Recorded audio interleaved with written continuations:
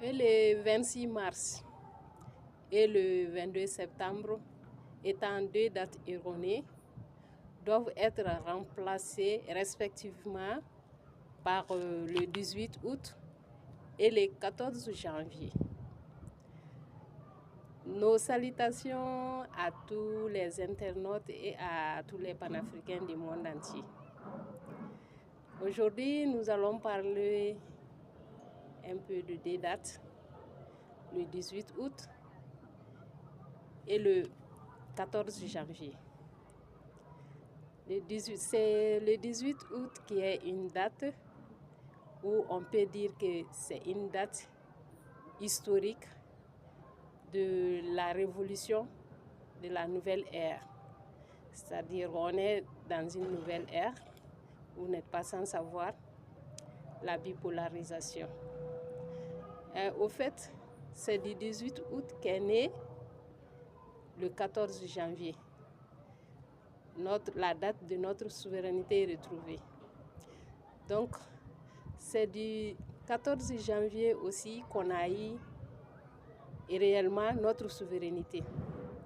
Oui, c'est le 14 janvier réellement qu'on a eu notre souveraineté, c'est-à-dire notre indépendance. Sinon, le 22 septembre, c'était vraiment... L'histoire nous a montré que c'était pas une réelle indépendance. C'était une indépendance de façade.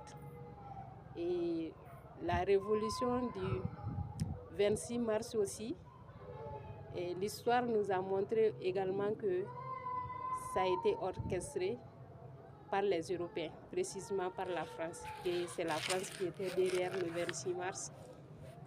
Donc on ne peut pas parler de vraie révolution à ce niveau.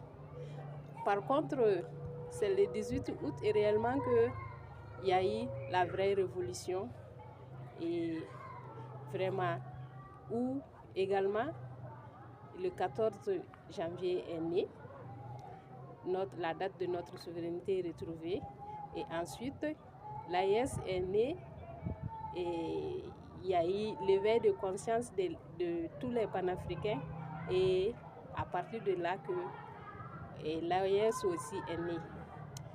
Donc, à cet effet, nous pouvons dire que le 26 mars étant orchestré par la France et le 22 septembre aussi étant une indépendance de façade, nous pouvons dire que